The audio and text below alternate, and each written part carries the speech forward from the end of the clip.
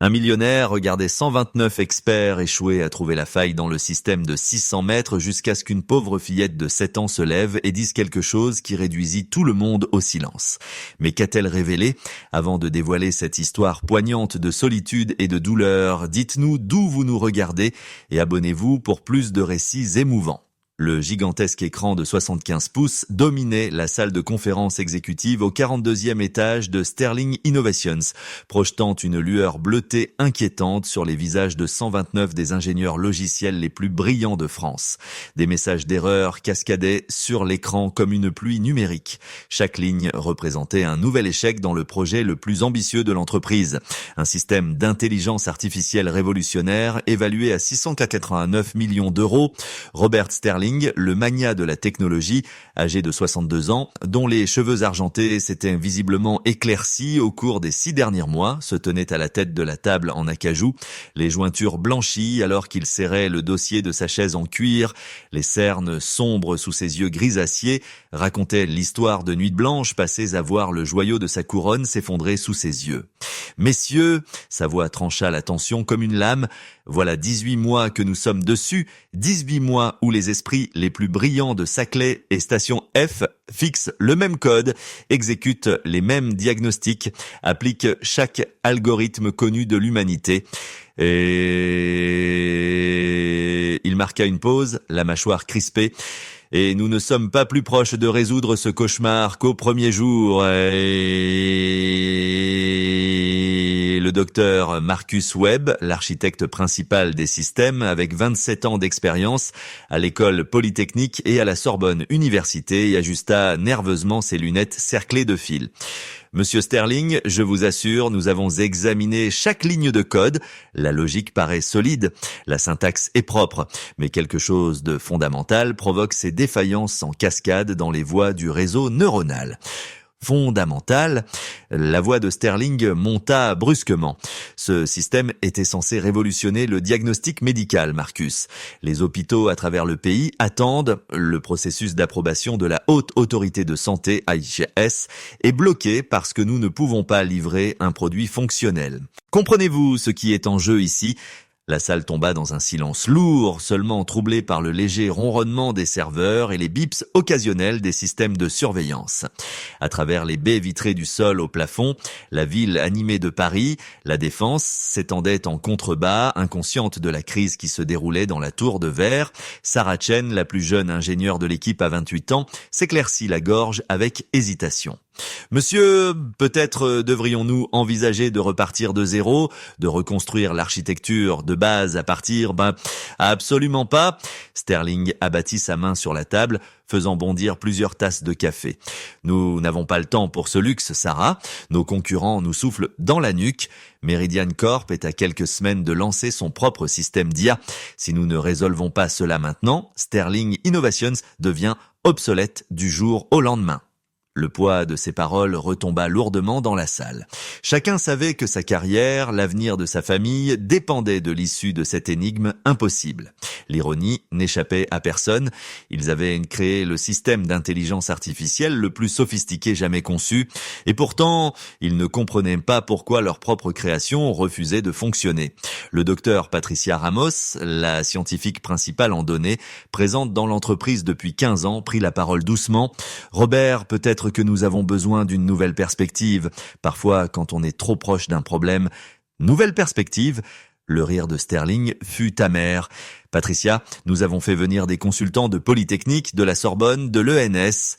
Nous avons eu des équipes de Dassault Systèmes et de Capgemini pour examiner notre code sous stricte clause de confidentialité. Chaque expert que nous avons consulté dit la même chose. Théoriquement, cela devrait fonctionner parfaitement. Il se tourna vers l'écran où de nouveaux messages d'erreur continuaient de défiler sans fin. Mais la théorie ne paie pas les factures, n'est-ce pas ? La théorie ne justifie pas les 689 millions que nous avons investis. La théorie n'explique pas à nos actionnaires pourquoi nous saignons de l'argent pendant que nos concurrents avancent. Le soleil du matin monta plus haut derrière les fenêtres, projetant de longues ombres sur la table de conférence. Dans exactement 4 heures, Sterling devrait affronter le conseil d'administration et expliquer pourquoi le projet le plus ambitieux de l'entreprise restait en panne. Cette pensée fit tourner son estomac avec un mélange familier de peur et de détermination. Comme s'il lisait dans ses pensées, la voix de son assistant grésilla à travers l'interphone. Monsieur Sterling, la réunion du conseil a été avancée à 14 heures. Ils veulent des rapports préliminaires sur le projet Genesis avant l'examen trimestriel. Sterling ferma brièvement les yeux, sentant chacun de ses 62 ans peser sur ses épaules. Lorsqu'il les rouvrit, son regard balaya la salle remplie d'esprits brillants qui avaient tout donné pour résoudre cette énigme. Très bien, mes amis, nous avons exactement 3h47 avant que je doive entrer dans cette salle du conseil. 3 heures pour trouver ce que 129 des meilleurs ingénieurs du monde ont manqué depuis 18 mois. 3 heures pour sauver non seulement ce projet, mais aussi cette entreprise. Le silence qui suivit fut assourdissant, seulement rompu par l'implacable cascade de messages d'erreur sur l'écran géant. Un compte à rebours numérique vers le désastre. L'ascenseur descendit silencieusement jusqu'au rez-de-chaussée de l'immeuble, emportant Robert Sterling loin du chaos du 42e étage vers un rendez-vous qu'il redoutait depuis des semaines. Le cabinet de psychologie du docteur Elizabeth Morgan occupait un modeste bureau dans le quartier médical, en contraste frappant avec les tours étincelantes de La Défense où Sterling menait habituellement ses affaires. À 54 ans, la docteure Morgan avait consacré sa carrière à aider les grands performants à faire face au stress, mais elle n'avait jamais rencontré un cas comme celui de Sterling lorsqu'il était entré pour la première fois dans son cabinet 3 mois auparavant. Elle avait immédiatement reconnu les signes d'un homme écrasé par un poids impossible. « Robert, vous avez l'air épuisé », observa-t-elle alors qu'il s'installait dans le fauteuil en cuir familier en face de son bureau. La lumière de l'après-midi, traversant les fenêtres, accentuait les profondes rides apparues autour de ses yeux depuis leur première séance. « 689 millions, Elisabeth, dit-il sans préambule. C'est ce qui me tient éveillé la nuit, pas le chiffre en soi, mais ce qu'il représente, chaque fonds de pension qui a investi chez nous, chaque employé dont l'avenir dépend de la réussite de ce projet, chaque établissement médical qui compte sur notre IA pour sauver des vies. » La docteure Morgan nota quelques mots sur son carnet. « Quand avez-vous dormi plus de 4 heures d'affilée pour la dernière fois ?» Le rire de Sterling fut creux. « Le sommeil est un luxe que je ne peux pas me permettre en ce moment. Mon équipe est brillante. » Absolument brillante. Mais il nous manque quelque chose de fondamental. C'est comme avoir toutes les pièces d'un puzzle sans voir l'image qu'elles sont censées former. Parlez-moi de l'équipe. Comment supporte-t-il la pression ? Ils sont épuisés, frustrés, certains commencent à douter d'eux-mêmes. Marcus Webb est avec moi depuis 12 ans et hier je l'ai vu remettre en question des algorithmes qu'il pouvait écrire les yeux fermés. Sarah Chen, l'une de nos plus jeunes ingénieures, a suggéré que nous abandonnions tout et que nous repartions de zéro. Il passa une main dans ses cheveux argentés. Peut-être qu'elle a raison, peut-être que nous sommes trop investis dans cette approche pour voir clairement. La docteure Morgan se pencha légèrement vers lui. Robert, dans nos séances précédentes, vous avez mentionné que vos plus grandes innovations venaient de sources inattendues, comme la percée qui a lancé Sterling Innovation il y a 23 ans. Rappelez-moi comment cela s'est passé. L'expression de Sterling s'adoucit légèrement en se remémorant ce souvenir. J'étais bloqué sur un problème de protocole réseau. J'y avais passé des mois avec mon équipe initiale. Puis un jour, déjeunant dans un petit café près du campus, j'ai surpris une conversation entre 2 enfants qui parlaient de s'envoyer des petits mots en classe sans que l'enseignant s'en aperçoive. Leur description simple du système qu'ils utilisaient m'a donné l'idée dont j'avais besoin. Et cela vous a conduit à votre premier brevet majeur, la base de tout ce que nous avons construit par la suite, confirma-t-elle. Mais c'est différent, Elisabeth. C'était il y a 23 ans, quand j'avais 39 ans et rien à perdre. Aujourd'hui, j'ai des milliers d'employés, des actionnaires, une réputation bâtie au fil des décennies. Les enjeux n'ont jamais été aussi élevés. La docteure Morgan reposa son stylo et l'observa attentivement. Et si la solution ne consistait pas à travailler plus dur ou à faire venir encore plus d'experts, et si elle consistait à changer totalement de perspective ? Que voulez-vous dire ? Vous m'avez dit que vous aviez consulté toutes les grandes universités, toutes les entreprises technologiques, tous les experts du domaine. Mais avez-vous envisagé que peut-être la solution se trouve en dehors de l'expertise traditionnelle ? Sterling fronça les sourcils. « Je ne comprends pas. Qui d'autre pourrions-nous consulter? Nous avons besoin de gens qui comprennent les réseaux qui sont les réseaux neuronaux avancés, l'architecture de l'apprentissage automatique, qui ça les principes de l'informatique quantique. » Peut-être, répondit doucement la docteure Morgan. Mais parfois, les problèmes les plus complexes ont des solutions étonnamment simples que les experts négligent précisément à cause de leur expertise. Ils sont formés à voir la complexité, à chercher des réponses sophistiquées. La séance continua encore une trentaine de minutes, mais l'esprit de Sterling vagabondait déjà, hanté par les mots de la docteure Morgan à propos de la perspective. Alors qu'il remontait en ascenseur vers le 42e étage, il ne pouvait se défaire de l'impression que la docteure Morgan tenait peut-être quelque chose, même s'il n'arrivait pas encore à comprendre quoi. Quand les portes de l'ascenseur s'ouvrirent, il fut accueilli par le spectacle familier de son équipe épuisée, toujours regroupée autour de leur poste de travail, l'écran géant affichant sans relâche son flot infini de messages d'erreur. Une vision devenue à la fois familière et déchirante au cours des 18 derniers mois. « Des progrès ?» demanda-t-il à Marcus, même si les regards abattus dans la salle lui donnaient déjà la réponse. « Nous avons lancé 17 protocoles de diagnostic différents depuis votre départ, » répondit Marcus avec lassitude. « Les mêmes résultats à chaque fois. Le système s'initialise parfaitement. Tous les composants fonctionnent individuellement, mais au moment de l'intégration complète, il désigna l'écran d'un geste impuissant. Sterling resta immobile un long moment, les mots de la docteure Morgan résonnaient dans son esprit. Changer de perspective, chercher au-delà de l'expertise traditionnelle. Parfois, les problèmes les plus complexes ont des solutions étonnamment simples. Mais avec moins de 2 heures restantes avant la réunion du Conseil et 689 millions d'euros en jeu, adopter une approche non conventionnelle paraissait être le pari le plus risqué de toute sa carrière. Le programme d'ouverture éducative de Sterling Innovation avait été l'idée de sa défunte épouse. Mise en place 7 ans après la mort de Margaret, emporté par un cancer, il visait à honorer sa mémoire. Chaque mois, des écoles locales amenaient des groupes d'enfants visiter les locaux afin d'inspirer de jeunes esprits à se tourner vers les sciences et la technologie. Le groupe du jour venait de l'école élémentaire Lincoln, située dans l'un des quartiers les plus défavorisés de Paris. 28 élèves de CE2, âgés de 8 à 9 ans, entrèrent dans la salle de démonstration au 15e étage, les yeux écarquillés d'émerveillement. Leur institutrice, Madame Rodriguez, les avait préparés depuis des semaines pour cette sortie exceptionnelle afin de découvrir de vrais ordinateurs et de la haute technologie. Parmi les enfants se trouvait Emma Rodriguez, sans lien de parenté avec l'enseignante, une petite fille de 9 ans aux grandes lunettes épaisses rafistolées avec du scotch et aux yeux vifs et curieux qui semblaient absorber tout ce qui l'entourait.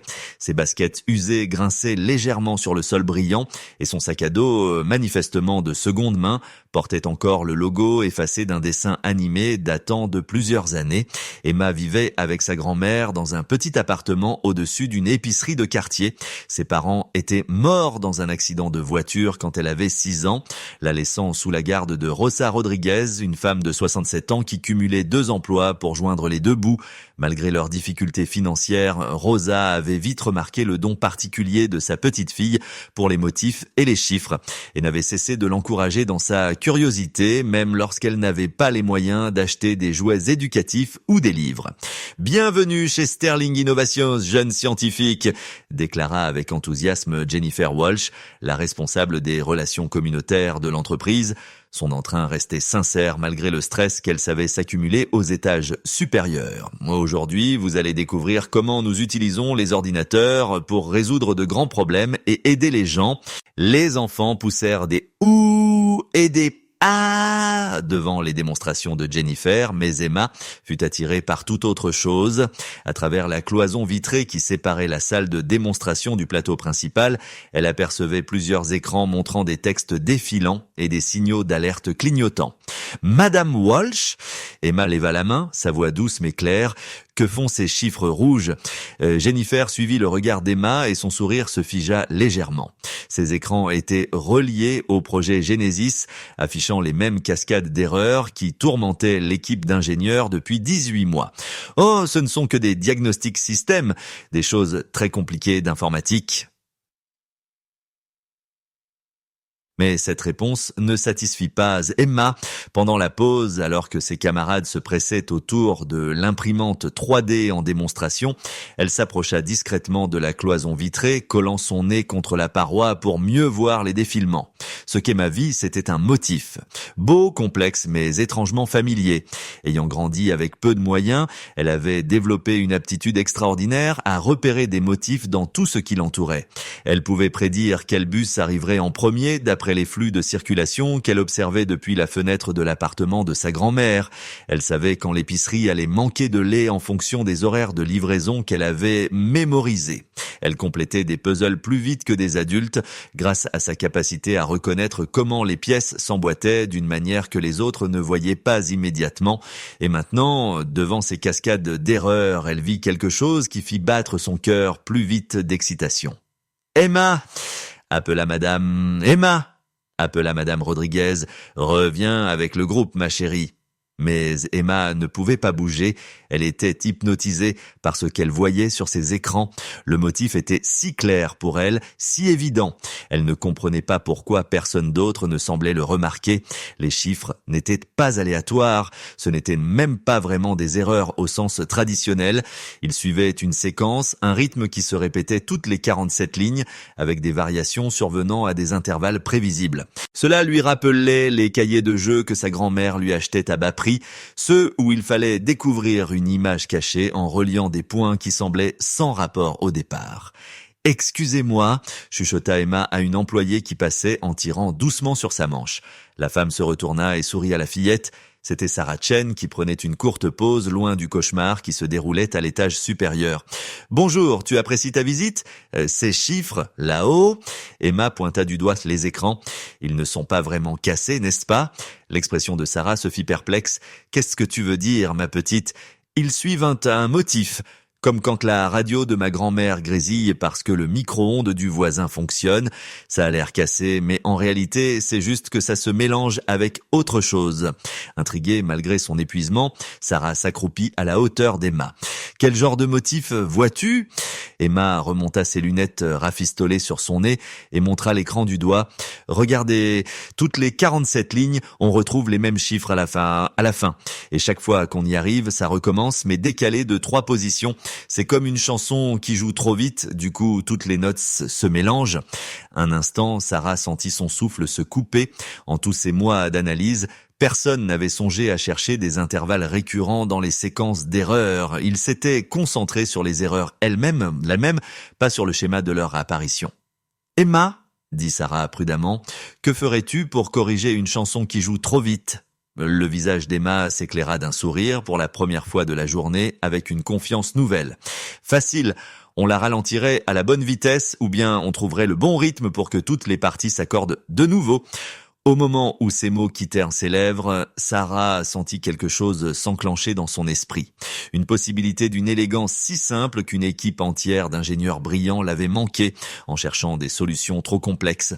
Les mains de Sarah Chen tremblaient légèrement alors qu'elle remontait en ascenseur vers le 42e étage, l'observation innocente d'Emma résonnant dans sa tête. C'est comme une chanson qui joue trop vite et toutes les notes se brouillent. Cela pouvait-il vraiment être aussi simple ? 18 mois d'échecs pouvaient-ils se réduire à un problème de synchronisation temporelle qu'une fillette de 9 ans venait de repérer en quelques minutes ? Les portes de l'ascenseur s'ouvrirent sur la scène familière d'un chaos contrôlé. Des ingénieurs penchés sur leur poste, des tableaux blancs couverts d'équations complexes et l'écran géant projetant encore et toujours son flot d'erreurs. Robert Sterling se tenait près des fenêtres, parlant à voix basse au téléphone, probablement pour informer le conseil de leur absence de progrès. « Marcus !» appela Sarah, sa voix vibrante d'urgence, attirant aussitôt plusieurs regards. « J'ai besoin que tu lances une analyse temporelle des séquences d'erreurs, cherche des intervalles récurrents, en particulier toutes les 47 itérations. » Le docteur Marcus Webb leva la tête de son écran, la confusion évidente dans ses yeux fatigués. « Analyse temporelle ? Sarah, nous avons déjà lancé tous les protocoles de diagnostic connus pour fais-moi confiance, s'il te plaît, l'interrompit Sarah, se précipitant à son poste de travail. Vérifie s'il y a une dérive de synchronisation dans les cycles de scrutation du réseau neuronal. Marcus commença à taper des commandes, tandis que d'autres ingénieurs s'approchaient peu à peu, attirés par l'énergie inhabituelle dans la voix de Sarah. C'était la première nouvelle approche suggérée depuis des semaines, qui n'était pas simplement une variation de ce qu'ils avaient déjà tenté. C'est intéressant, dit Marcus après plusieurs minutes d'analyse. Il y a effectivement un motif récurrent toutes les 47 erreurs, avec une dérive d'environ 3 à 2 millisecondes à chaque itération. Dérive temporelle. Robert Sterling venait de terminer son appel et s'approcha du groupe. Qu'est-ce que vous regardez ? Les doigts de Sarah volaient sur son clavier, affichant des graphiques de synchronisation et des journaux d'horodatage qui n'avaient pas été consultés depuis des mois. Monsieur Sterling, et si notre problème ne venait pas de l'architecture des réseaux neuronaux elle-même, mais de la synchronisation temporelle entre les différentes couches de traitement ? Expliquez, dit Sterling sèchement, bien que sa voix trahît une lueur d'espoir qu'il craignait de reconnaître. Le système d'IA comporte 17 réseaux neuronaux distincts qui traitent en parallèle. Chacun gère un aspect différent de l'analyse des données. Nous les avons conçus pour communiquer et partager les résultats en temps réel, mais que se passe-t-il s'il y a un décalage temporel et s'ils essaient de partager des informations à des intervalles légèrement différents, provoquant des collisions de données et des défaillance en cascade? Le docteur Patricia Ramos, qui écoutait depuis son poste de travail, se leva brusquement. « Mon Dieu, Sarah, cela expliquerait pourquoi les composants individuels passent parfaitement les tests en isolation, mais échouent lors de l'intégration. Ils se parlent littéralement les uns sur les autres. » Sterling sentit son pouce accélérer. « Comment avons-nous pu passer à côté d'une chose pareille ? » Parce que nous nous étions concentrés sur la complexité des algorithmes d'IA eux-mêmes, répondit Marcus, la voix de plus en plus animée à mesure que les implications devenaient claires. Nous avons supposé que le problème venait de la logique du réseau neuronal et non de quelque chose d'aussi fondamental que la synchronisation temporelle de base. Sarah projeta une visualisation des protocoles de communication du système sur l'écran principal, remplaçant les messages d'erreur qui les hantaient depuis si longtemps. Regardez ce graphique de synchronisation. Les grappes de réseau 1 à 8 fonctionnent sur des cycles de scrutation de 47,3 millisecondes, mais les grappes 9 à 17 tournent sur des cycles de 47,6 millisecondes. Avec le temps, cette minuscule différence s'accumule et conduit à une désynchronisation complète. C'est comme un orchestre où les violons jouent en 4/4, mais où les violoncelles jouent en 4/4 légèrement plus vite, ajouta Patricia. Au bout d'un moment, ils sont totalement désaccordés et la musique devient chaotique. Sterling fixa le graphique de synchronisation, l'esprit en ébullition.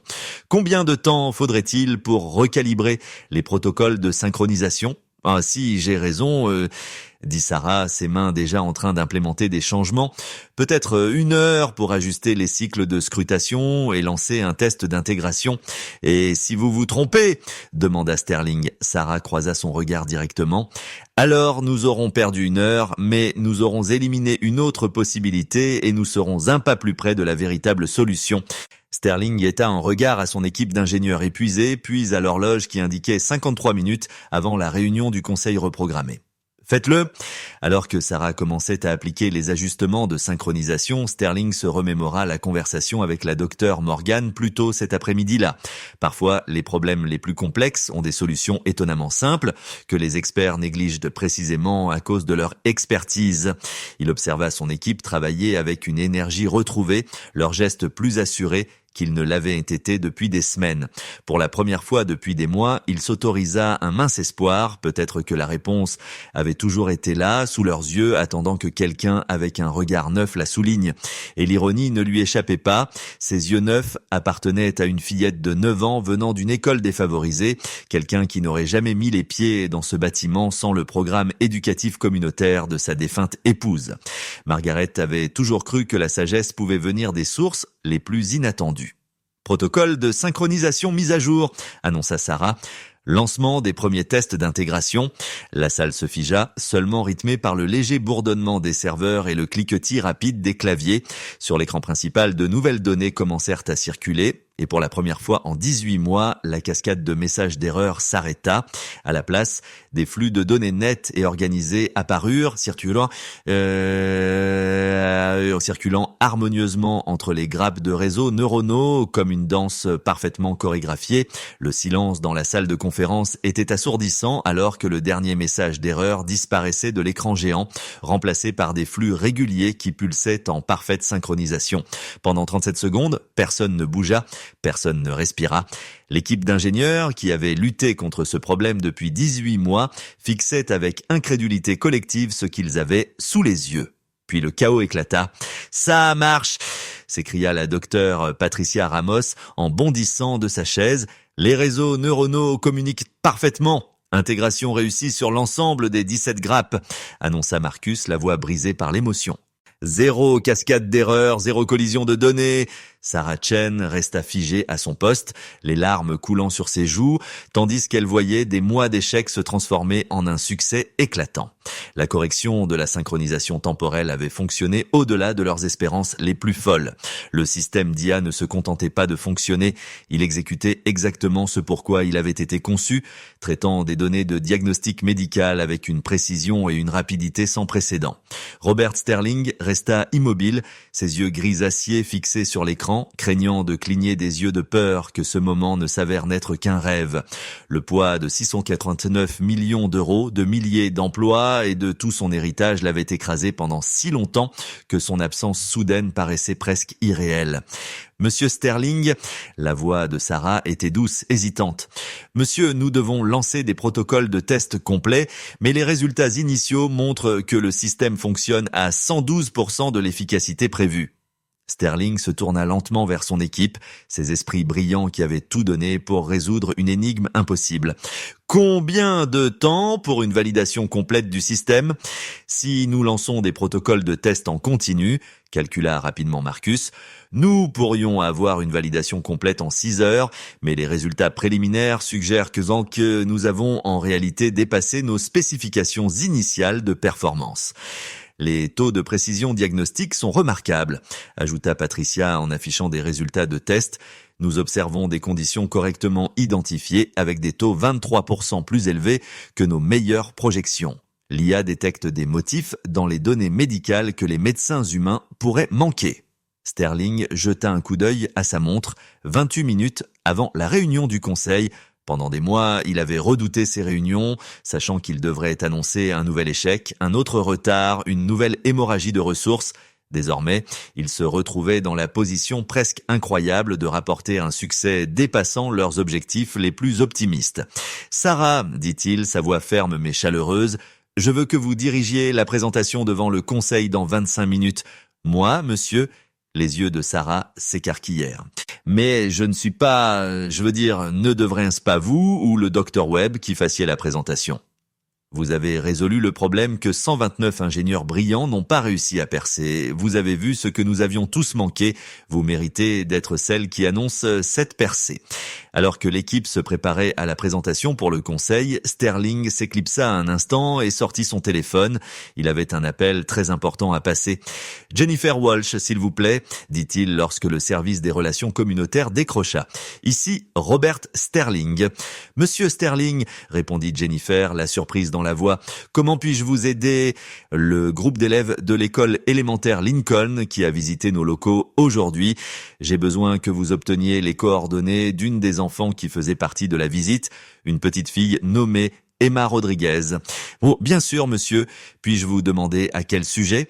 Sterling regarda l'écran, affichant leur système d'IA désormais fonctionnel, puis son équipe d'ingénieurs qui souriait enfin, après des mois de frustration et d'épuisement. Jennifer, cette petite fille, vient peut-être de sauver notre entreprise. Pendant que Jennifer se chargeait d'obtenir les coordonnées d'Emma, Sterling se surprit à réfléchir à l'extraordinaire enchaînement d'événements qui avait mené à ce moment. Le programme communautaire de son épouse ayant permis à des enfants défavorisés de visiter leurs installations, la volonté de Sarah d'écouter l'observation d'une fillette de 9 ans, la sagesse simple qui voyait des motifs là où l'expertise ne voyait que complexité. Monsieur Sterling, la voix de son assistant retentit dans l'interphone. Le conseil est prêt pour vous en salle de conférence A. Dites l'heure que nous y serons dans 15 minutes, répondit Sterling, et préparez-les à la meilleure nouvelle que Sterling Innovations ait reçue depuis des années. Tandis que son équipe faisait les dernières préparations pour la présentation, Sterling marcha vers les fenêtres donnant sur Paris. La ville scintillait sous le soleil de fin d'après-midi, pleine de possibilités et de promesses. Quelque part, dans un petit appartement au-dessus d'une épicerie de quartier, une fillette de 9 ans faisait probablement ses devoirs, inconsciente du fait que sa simple observation venait de tout changer. Il pensa à Margaret, à quel point elle aurait été fière que son programme communautaire ait non seulement accompli sa mission d'inspirer de jeunes esprits, mais ait aussi sauvé l'entreprise qu'ils avaient bâtie ensemble.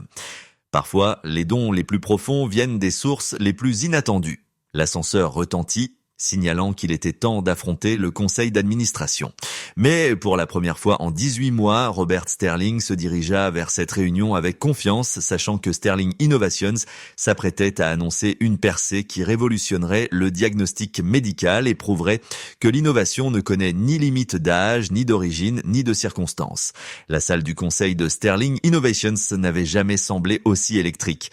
12 administrateurs, représentant des milliards en capitaux d'investissement, étaient assis autour de la table en acajou poli, tandis que Robert Sterling et son équipe se préparaient à livrer ce que tout le monde pensait être un nouveau rapport décevant sur l'avancement du projet. Le soleil de fin d'après-midi projetait de longues ombres dans la salle, accentuant la tension gravée sur chaque visage.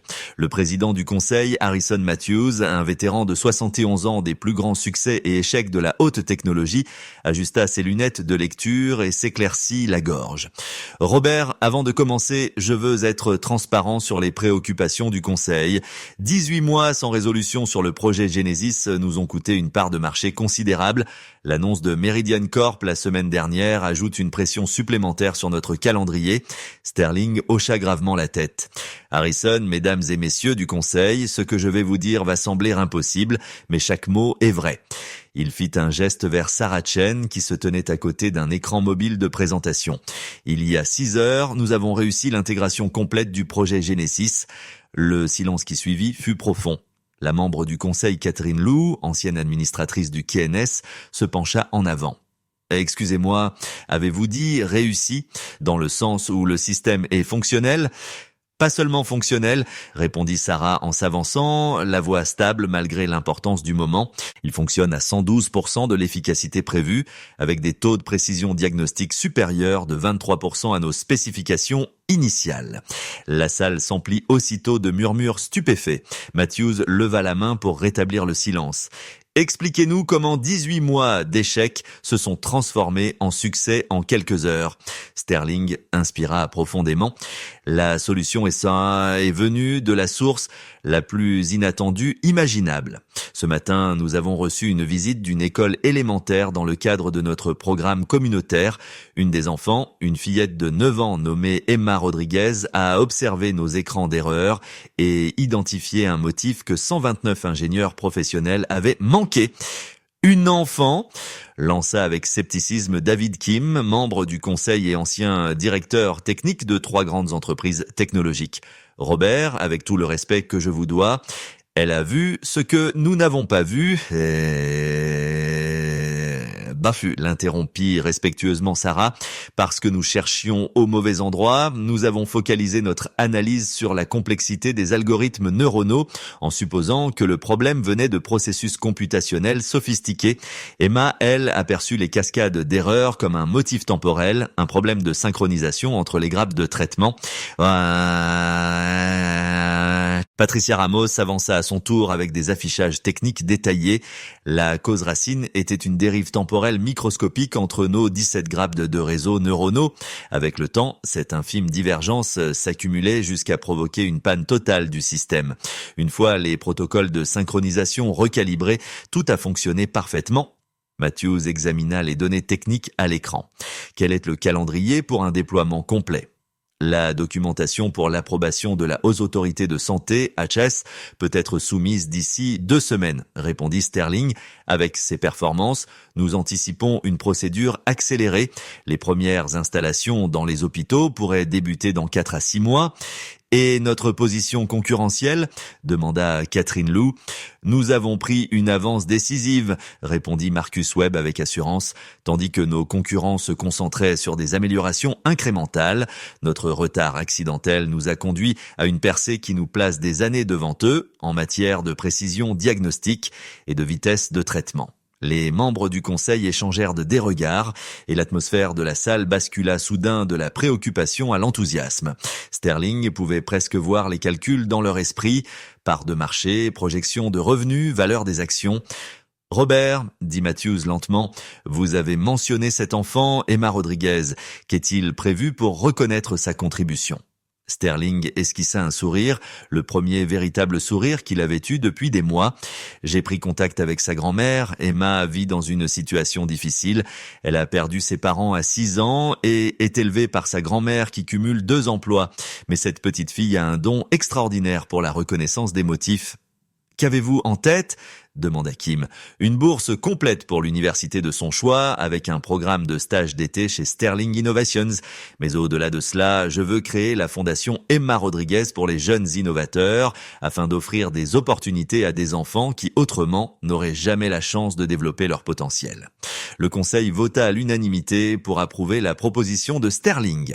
Alors que la réunion s'achevait et que les membres commençaient à quitter la salle, Matthews s'approcha de Sterling en privé. Robert, en 34 ans passés dans divers conseils d'administration, je n'ai jamais rien vu de tel. Une enfant qui résout un problème ayant bloqué nos plus grands esprits. Sterling se tourna vers les fenêtres de la salle de conférence, regardant la ville s'étendre au-delà. Margaret avait toujours dit que la sagesse ne faisait pas de discrimination selon l'âge ou les circonstances. Elle croyait que les intuitions les plus profondes provenaient souvent de ceux que la société néglige.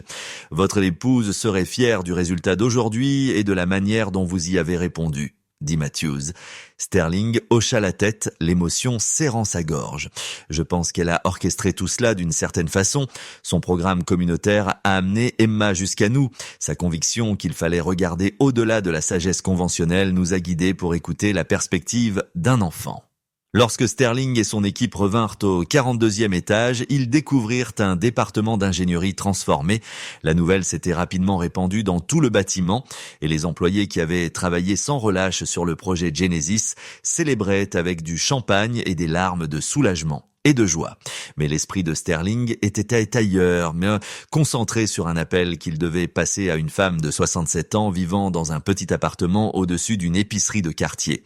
Rosa Rodriguez méritait de savoir que sa petite fille venait de changer le monde et que leurs difficultés allaient bientôt devenir un souvenir lointain. La fillette aux lunettes rafistolées et aux baskets usées avait offert à Sterling Innovations le plus beau cadeau imaginable. Non seulement une solution à leurs problèmes techniques, mais aussi un rappel que l'innovation et l'intuition pouvaient surgir de n'importe où, portés par quiconque assez courageux pour prendre la parole et signaler ce que les autres ne voyaient pas. 3 semaines après la percée de Sterling Innovations, Emma Rodriguez était assise à son minuscule bureau dans le coin de l'appartement de sa grand-mère, fixant une enveloppe arrivée ce matin-là.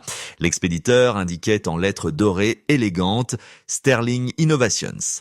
À l'intérieur, une invitation qui allait tout changer. Rosa Rodriguez se tenait derrière sa petite fille, lisant par-dessus son épaule, les larmes coulant sur ses joues, marquées par le temps. À 67 ans, Rosa avait nettoyé des immeubles de bureaux et rempli les rayons de l'épicerie du rez-de-chaussée aussi longtemps qu'Emma pouvait s'en souvenir. L'idée que sa petite fille puisse avoir un avenir différent paraissait trop miraculeuse pour être vraie. « Mika !» murmura Rosa, la voix tremblante. « Lis-la-moi encore !» Emma remonta ses lunettes rafistolées sur son nez et lut soigneusement la lettre officielle. « Chère Emma Rodriguez, Sterling Innovations souhaiterait vous inviter à participer à notre programme d'été pour jeunes innovateurs.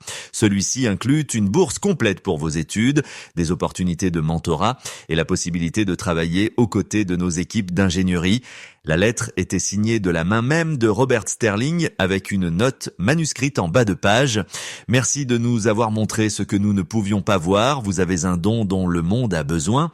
Mais mêlée à l'excitation d'Emma se trouvait une inquiétude persistante, de plus en plus forte chaque jour. À l'école élémentaire Lincoln, la nouvelle de sa visite chez Sterling Innovations s'était répandue rapidement. Certains camarades la regardaient désormais avec un nouveau respect, mais d'autres murmuraient dans son dos, la traitant de prétentieuse ou disant qu'elle était trop bizarre pour une fillette de 9 ans. Son institutrice, Madame Patterson, avait été à la fois fière et inquiète.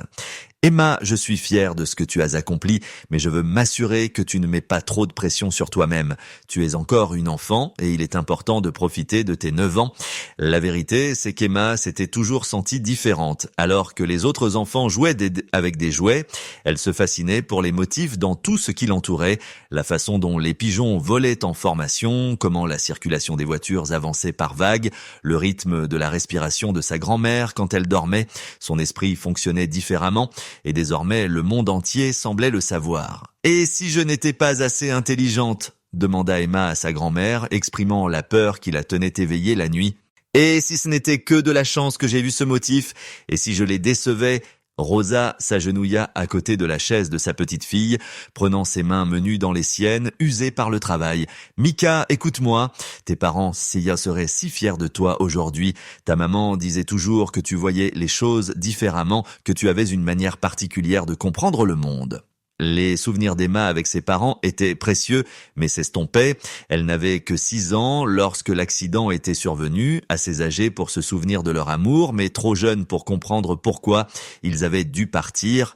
Rosa avait pris le relais sans hésiter et travaillant encore plus d'heures pour subvenir aux besoins d'Emma, tout en encourageant les dons singuliers de sa petite fille. « Je me souviens quand tu avais 7 ans, poursuivit Rosa, tu m'avais dit que la machine à laver du sous-sol allait tomber en panne 3 jours avant que cela n'arrive vraiment.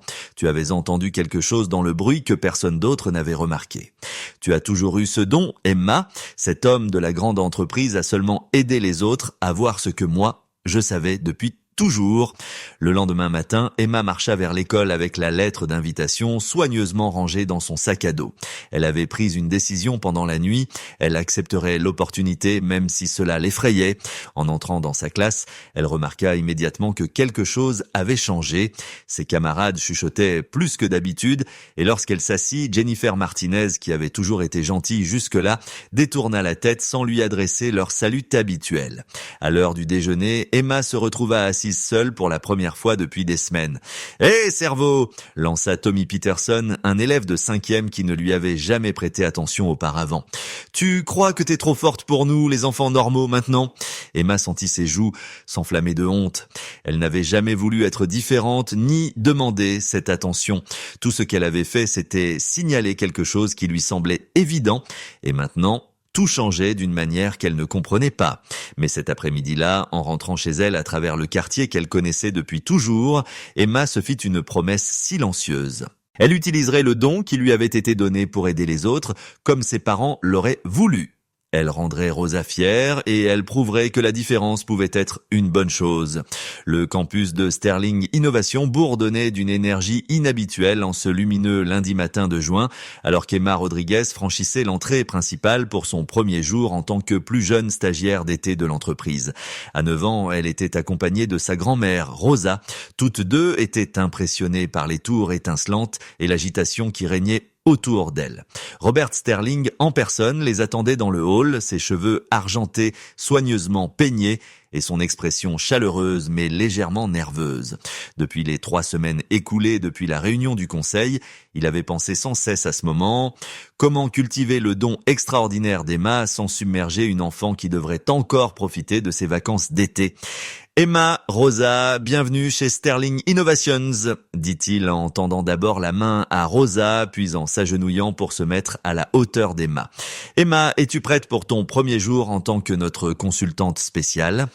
Emma hocha la tête, bien que sa main se resserrât sur celle de sa grand-mère. Le hall était rempli d'adultes en tenue professionnelle, se déplaçant tous avec un but précis et une urgence qui la faisait à se sentir toute petite et très jeune. La docteure Sarah Chen s'approcha du groupe, une tablette à la main et un sourire sincère sur le visage. Ces dernières semaines, elle était devenue la principale mentor d'Emma, chargée de créer un programme qui stimulerait intellectuellement la fillette tout en respectant son âge et ses besoins émotionnels. « Bonjour Emma », dit Sarah chaleureusement. « J'ai préparé quelques projets spéciaux pour nous. Rien de trop compliqué, juste quelques exercices de reconnaissance de motifs que je pense que tu trouveras intéressants. » En montant dans l'ascenseur vers le 15e étage, délibérément choisi pour être éloigné de l'environnement sous haute pression des départements principaux d'ingénierie, Emma colla son visage contre les parois vitrées, observant la ville qui s'étendait en contrebas. Rosa serra doucement sa main pour la rassurer. « Souviens-toi, Mika, chuchota Rosa, tu as autant ta place ici que n'importe qui. » L'espace de travail spécial que Sarah avait préparé était différent de tout ce qu'Emma avait pu imaginer. Au lieu de l'environnement stérile et impersonnel qu'elle attendait, la pièce ressemblait davantage à une ère de jeu futuriste.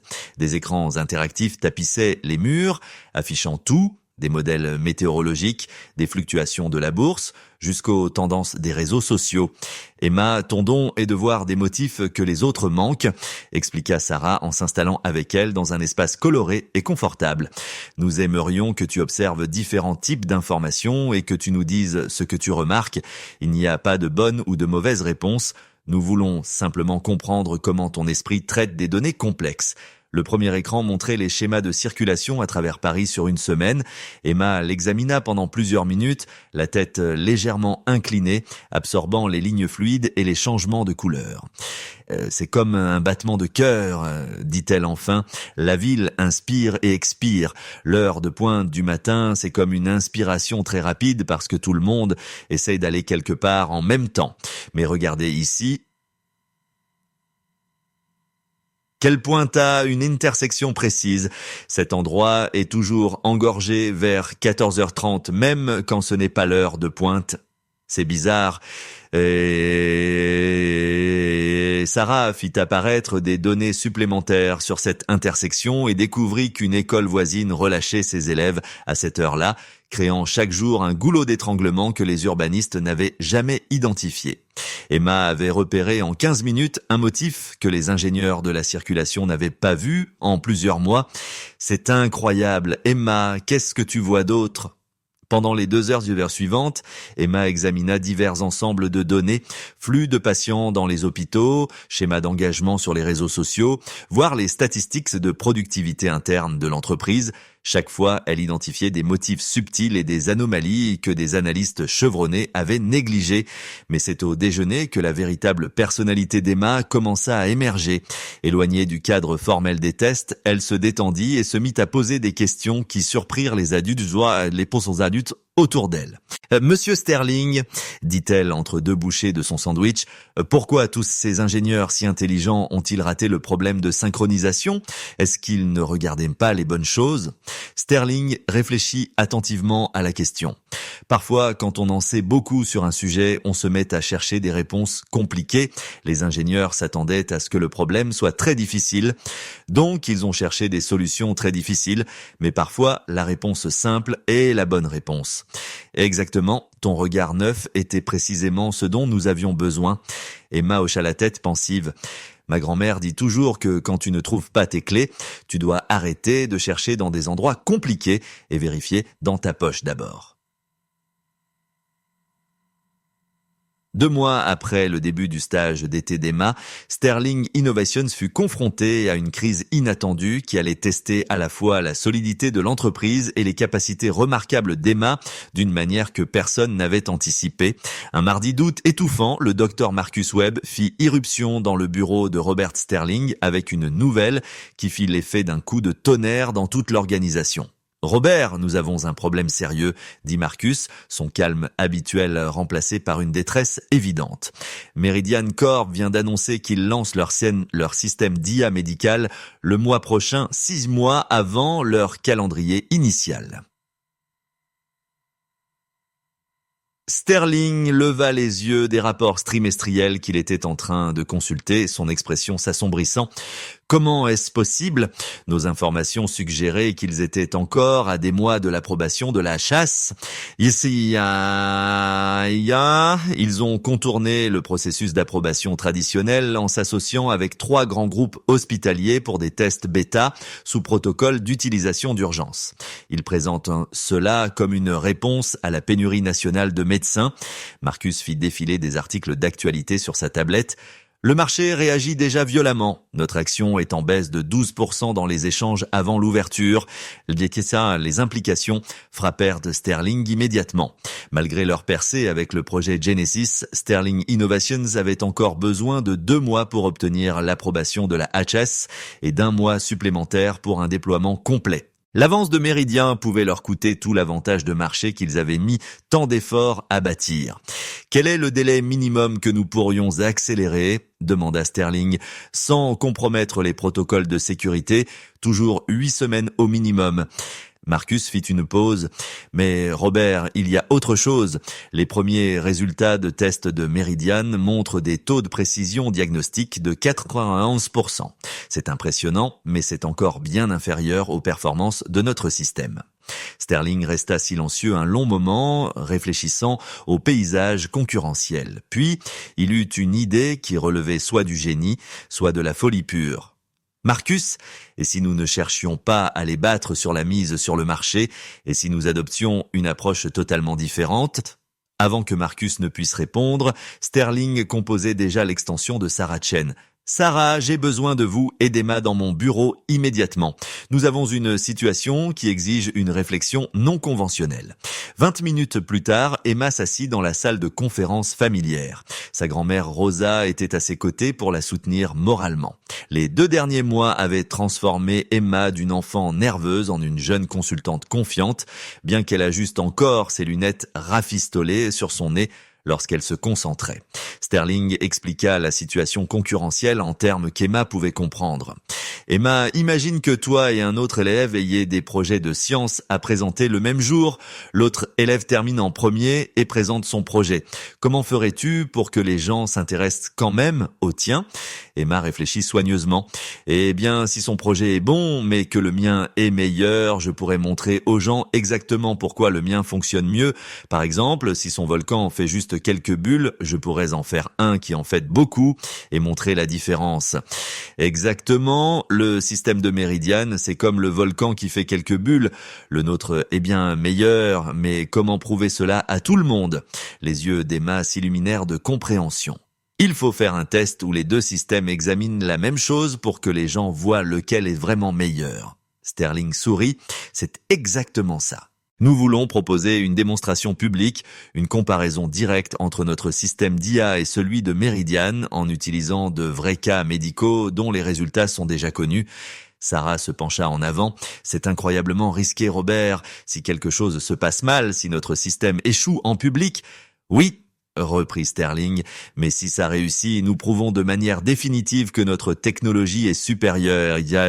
Nous transformons l'avantage de pionnier de Meridian en un handicap, en montrant qu'être le premier ne signifie pas être le meilleur. Emma avait écouté attentivement et leva maintenant la main comme si elle était à l'école. « Monsieur Sterling, puis-je poser une question? Et s'il y avait un motif dans la façon dont le système de l'autre entreprise se trompe? Par exemple, s'il était mauvais pour certains types de problèmes, mais bon pour d'autres ?» Oui, les adultes échangèrent des regards. Une fois encore, Emma venait d'aller droit au cœur d'un problème complexe. « C'est brillant, Emma, » dit Marcus. Si nous pouvions identifier les faiblesses systématiques dans la précision diagnostique de Meridian, nous pourrions concevoir notre démonstration de manière à mettre en évidence ces zones spécifiques. Au cours de la semaine suivante, Emma se plongea dans les données avec l'intensité concentrée qui était devenue sa marque de fabrique. Elle étudia les résultats diagnostiques de Meridian, comparant les taux de précision selon différents types de pathologies médicales, les profils démographiques des patients patients et les présentations de symptômes. Ce qu'elle découvrit était remarquable. Le système d'IA de Meridian présentait des faiblesses constantes dans le diagnostic de maladies complexes nécessitant une reconnaissance de motifs à travers plusieurs symptômes, exactement le type d'analyse où le don d'Emma excellait. L'annonce du grand défi de l'IA fit l'effet d'une bombe dans l'industrie de la technologie médicale et attira l'attention du monde entier. Sterling Innovations avait publiquement défié Meridian Corp dans une compétition de diagnostic en face à face, dont les résultats seraient diffusés en direct auprès des professionnels de santé du monde entier. Les enjeux ne pouvaient être plus élevés. Le vainqueur dominerait effectivement le marché mondial de plusieurs milliards d'euros de l'IA médicale. Emma Rodriguez se retrouva au centre d'une tempête médiatique qu'elle n'aurait jamais pu imaginer. Les médias de tout le pays voulaient interviewer la fillette de 9 ans qui avait tout changé. Mais Rosa et Sterling l'avaient soigneusement protégée de la plupart de cette attention, n'autorisant qu'une seule grande interview avec un journaliste scientifique respecté. Je ne suis pas vraiment un génie, avait dit Emma durant cet entretien, sa sincérité désarmant le journaliste. Je vois juste des motifs que les autres ne remarquent pas. C'est comme quand tu cherches ton ami dans une foule, tout le monde voit juste une masse de gens, mais toi tu repères ton ami parce que tu sais ce que tu dois chercher. Le défi fut fixé au 15 septembre, 3 semaines plus tard, au prestigieux centre hospitalier universitaire Pitié-Salpêtrière à Paris. 25 cas diagnostiques complexes, chacun représentant de vrais patients dont les conditions avaient été confirmées par des tests approfondis, seraient présentés simultanément aux 2 systèmes d'IA. Un panel composé des plus grands médecins du monde évaluerait la précision et le raisonnement derrière chaque diagnostic. Mais à mesure que la date approchait, Emma commença à ressentir quelque chose qu'elle n'avait jamais connu auparavant. Un doute paralysant. Le poids du défi devenait plus grand que tout ce qu'elle avait imaginé. L'avenir entier de Sterling Innovations, des milliers d'emplois et potentiellement des millions de vies de patients dépendaient des intuitions qu'elle avait fournies. Et si je m'étais trompée, confia Emma un soir à sa grand-mère alors qu'elles étaient assises dans leur petit appartement. Et si je croyais seulement voir un motif, mais qu'il n'était pas vraiment là, et si l'entreprise de Monsieur Sterling perdait à cause de moi? Rosa posa son ouvrage de couture et serra Emma contre elle. Mika, tu te souviens quand tu avais 7 ans et que tu m'avais dit que le feu tricolore de la rue de l'Arbor était défectueux? Emma hocha la tête. Elle avait remarqué que le feu restait trop longtemps au vert dans une direction, provoquant de dangereux embouteillages. Les agents municipaux ne t'avaient pas cru au début. Ils disaient qu'une petite fille ne pouvait pas comprendre l'ingénierie du trafic. Mais tu avais raison, n'est-ce pas? Et quand ils l'ont réparé, les accidents à ce carrefour ont diminué de 60%. Mais là, c'est différent, Abuela, c'est tellement plus grand. La taille n'a pas d'importance. Emma, ton don est ton don, que tu regardes un feu tricolore ou un système informatique valant des centaines de millions d'euros. Le motif est là où il ne l'est pas, et tu n'as jamais eu tort à propos des motifs. Pendant ce temps, chez Sterling Innovations, la pression atteignait des niveaux sans précédent. La docteure Sarah Chen travaillait des journées de 18 heures, peaufinant leur système d'IA en fonction des intuitions d'Emma sur les faiblesses de Meridian. L'équipe d'ingénieurs avait exécuté des milliers de simulations, chacune confirmant l'analyse d'Emma concernant les angles morts systématiques de leurs concurrents. Mais Robert Sterling faisait face à sa propre crise de confiance. 3 jours avant le défi, il convoqua une réunion d'urgence avec ses cadres supérieurs. « J'ai besoin de savoir, dit-il, la voix lourde d'épuisement. Sommes-nous absolument certains de cela? Parce que si nous nous trompons, si l'analyse d'Emma est incorrecte, nous ne perdons pas seulement des parts de marché, nous perdons tout. Meridian possédera le marché. Et Sterling Innovations deviendra un exemple de trop grande arrogance. Le docteur Marcus Webb prit la parole le premier. « Robert, je travaille dans ce domaine depuis 31 ans. Je n'ai jamais vu une analyse de motifs aussi précise que celle d'Emma. Elle n'a pas seulement identifié les faiblesses de Meridian, elle les a prédites avec une exactitude mathématique. » L'après-midi suivant, Sterling s'assit avec Emma dans l'espace calme qui était devenu sa seconde maison durant l'été. Rosa attendait à l'extérieur, leur laissant l'intimité pour ce que Sterling pressentait être l'une des conversations les plus importantes de sa vie. Emma, je dois te demander quelque chose de très sérieux, commença Sterling. Quand tu as regardé les données de Méridien et que tu as vu ces motifs, à quel point en étais-tu certaine? Pas ce que tu penses que je veux entendre, mais ce que tu ressentais réellement au fond de toi. Emma resta silencieuse longtemps, ses petits doigts traçant des motifs sur la table pendant qu'elle réfléchissait. Quand elle leva enfin les yeux, son regard était clair et confiant derrière ses lunettes rafistolées. Monsieur Sterling, le motif était aussi clair pour moi que le visage de ma grand-mère. Quand je vois un vrai motif, ce n'est pas comme deviner ou espérer, c'est comme voir quelque chose qui est vraiment là. L'auditorium du CHU de la Pitié-Salpêtrière bourdonnait d'anticipation. Médecins, leaders technologiques et journalistes venus du monde entier s'étaient rassemblés pour ce que les médias avaient surnommé la bataille des titans de l'IA. Emma Rodriguez était assise au premier rang entre sa grand-mère Rosa et Robert Sterling, ses petites mains serrées sur ses genoux, tandis qu'elle tentait de comprendre l'ampleur du moment. Sur la grande scène, 2 postes de travail identiques avaient été installés, chacun hébergeant les systèmes d'IA diagnostic les plus avancés jamais créés. À gauche, le terminal noir élégant de Meridian Corp, représentant 18 mois de développement et des millions investis. À droite, le système de Sterling Innovations, affiné grâce aux intuitions d'Emma, brillait sous les projecteurs. La docteure Patricia Hamilton, chef du service de médecine et modératrice du défi, s'avança vers le pupitre. Mesdames et messieurs, ce que nous allons voir aujourd'hui changera fondamentalement notre approche du diagnostic médical.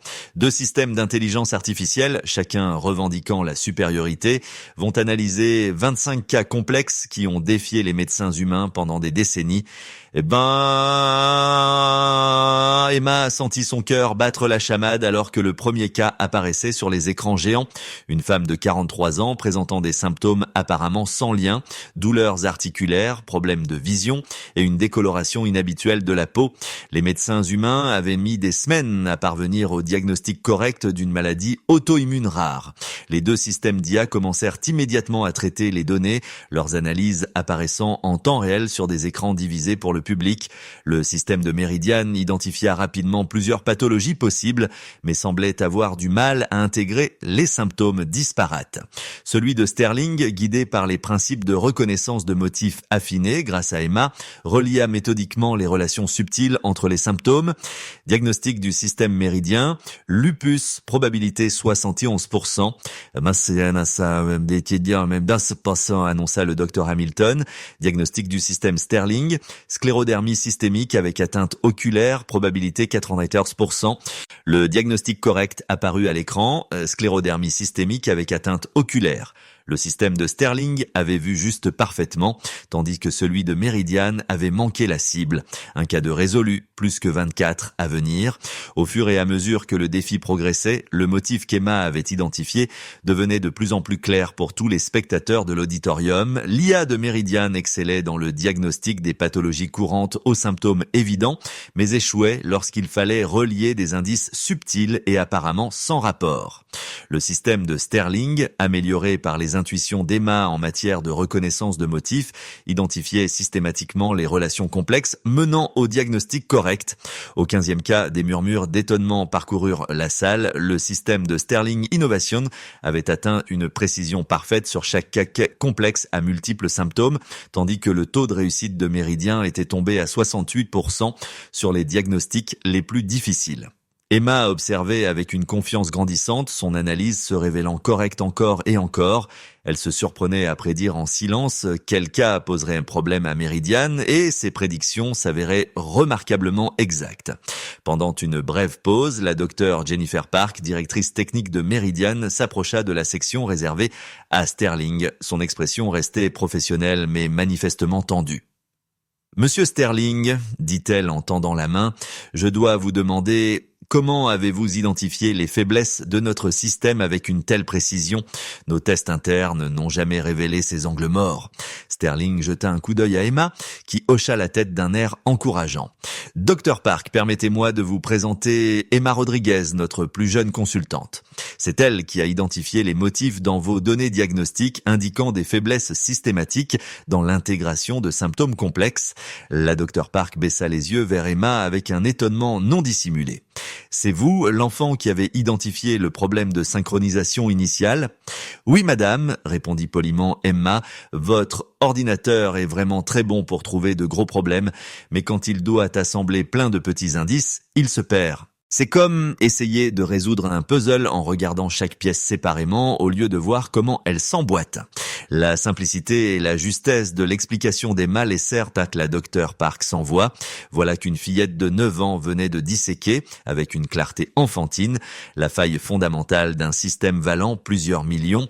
Lorsque la docteur Hamilton annonça les résultats finaux, l'auditorium éclata en applaudissements nourris. Sterling Innovations venait d'accomplir quelque chose de sans précédent. Un taux de précision diagnostique parfait de 100% contre seulement 72% de performance globale pour Meridian. 6 mois après le grand défi de l'IA, Emma Rodriguez se tenait dans la même salle de conférence de Sterling Innovations où son parcours avait commencé. Mais tout avait changé. Les murs affichaient désormais des articles encadrés de revues médicales documentant comment leur système d'IA avait déjà aidé à diagnostiquer plus de 50 000 patients avec une précision inégalée. La petite fille apeurée, qui autrefois avait collé son nez contre une vitre pour regarder des écrans, était devenue une jeune consultante confiante dont les intuitions étaient recherchées par des professionnels de santé du monde entier. Sterling Innovations était devenu le leader incontesté du diagnostic médical par IA, avec son système déployé dans plus de 300 hôpitaux à travers l'Europe. Le cours de l'entreprise avait triplé et Robert Sterling avait fait la couverture du Time Magazine en tant que PDG qui avait écouté une enfant et changé le monde. Mais la transformation la plus remarquable avait eu lieu chez Emma elle-même. À présent âgée de 10 ans et en classe de 5e à la prestigieuse Académie des sciences pour élèves surdoués, dont les frais de scolarité étaient intégralement pris en charge par la fondation Emma Rodriguez, elle partageait son temps entre ses études avancées et son rôle de plus jeune conseillère spéciale de Sterling. Emma, dit Sarah Chen en révisant avec elle les dernières données de diagnostic, ton algorithme de reconnaissance de motifs a identifié une autre amélioration potentielle dans nos protocoles cardiaques. Le système détecte désormais des maladies cardiaques à un stade précoce que les médecins humains manquent dans 93% des cas. Emma hocha la tête, étudiant les flux de données qui autrefois lui semblaient mystérieux, mais qui lui paraissaient désormais aussi familiers que les battements de cœur de sa grand-mère. Le motif apparaît environ 6 semaines avant que les symptômes ne deviennent visibles. C'est comme si le cœur essayait de chuchoter qu'il y a un problème, mais que les gens ne savent pas comment l'écouter. Rosa Rodriguez, désormais âgée de 58 ans et pouvant vivre une retraite confortable grâce à la fondation créée par Sterling en l'honneur d'Emma, regardait sa petite fille avec fierté et émerveillement. La fillette apeurée qui avait perdu ses parents devenait une jeune fille dont les dons contribuaient à sauver des vies partout dans le monde. « Miha !» dit Rosa lors de leur promenade du soir dans leur nouveau quartier. Elles avaient déménagé dans une belle maison près de l'école d'Emma, tout en gardant l'appartement au-dessus de l'épicerie de quartier pour des raisons sentimentales. Est-ce que la vie tranquille que nous avions avant te manque parfois ? Emma réfléchit sérieusement à la question. Ses journées étaient désormais remplies d'appels de conseils, de projets de recherche et d'interviews médiatiques soigneusement encadrées pour protéger son enfance tout en lui permettant de partager ses intuitions. Elle était devenue quelque peu célèbre, mais Sterling et Rosa s'étaient efforcés de la maintenir ancrée et normale. Parfois, admit Emma, mais ensuite je pense à toutes les personnes qui vont mieux parce que les ordinateurs peuvent aider les médecins à voir ce qui ne va pas chez eux. Tu te souviens de Madame Chen du marché ? Elle nous a dit la semaine dernière que le nouveau système d'IA de son hôpital avait détecté son cancer très tôt et maintenant elle va s'en sortir. Ce soir-là, Sterling appela Emma avec une nouvelle qui allait marquer le début de son prochain chapitre. Emma, j'ai été contacté par des chercheurs de l'école polytechnique, de l'ENS Paris-Saclay et de l'université de Sorbonne Sciences. Ils veulent étudier la façon dont fonctionne ta capacité de reconnaissance des motifs. Pas pour l'exploiter, mais pour comprendre comment nous pourrions identifier et encourager des dons similaires chez d'autres enfants. Tu veux dire qu'il pourrait y avoir d'autres enfants comme moi ? C'est possible. Ton succès a fait comprendre aux gens que des intuitions extraordinaires peuvent devenir d'endroits totalement inattendus. Nous voulons créer des programmes pour trouver des enfants dotés de capacités semblables et leur donner des opportunités de développer leurs talents. Le mois suivant, Emma fut invitée à prendre la parole lors de la conférence nationale sur l'innovation médicale devant un auditoire de 2000 professionnels de santé. Debout sur la scène, elle réfléchit au parcours qu'il avait mené jusqu'à cet instant. Mais quand j'ai vu pour la première fois ces chiffres rouges sur l'écran d'ordinateur, commença-t-elle, la voix désormais assurée et claire, je ne savais pas que je regardais quelque chose qui avait dérouté des personnes très intelligentes pendant longtemps. J'ai juste vu un motif qui me semblait évident. Elle fit une pause. Je crois que c'est peut-être ça le point essentiel. Parfois, ce qui est évident est exactement ce dont le monde a besoin. Elle leva les yeux vers la mère, de visage suspendu à ces paroles. Je veux que les autres enfants sachent qu'être différent n'est pas quelque chose dont il faut avoir peur. Si vous voyez des motifs que les autres ne voient pas, ou si vous comprenez les choses d'une manière qui paraît étrange aux adultes, peut-être que c'est précisément ce dont le monde a besoin de vous. L'ovation tonitruante qui suivit porta un message d'espoir, que la prochaine découverte, le prochain éclair de génie révolutionnaire pourrait venir d'un enfant qui voit clairement ce que les experts ne perçoivent pas. Emma Rodriguez avait prouvé que parfois, les problèmes les plus complexes du monde n'attendaient qu'une chose, que quelqu'un les regarde avec des yeux frais, simples et sans complications, et que ce quelqu'un pouvait être n'importe qui, n'importe où, de tout âge, pourvu qu'il ait le courage de dire « Je vois le motif que vous ne voyez pas ».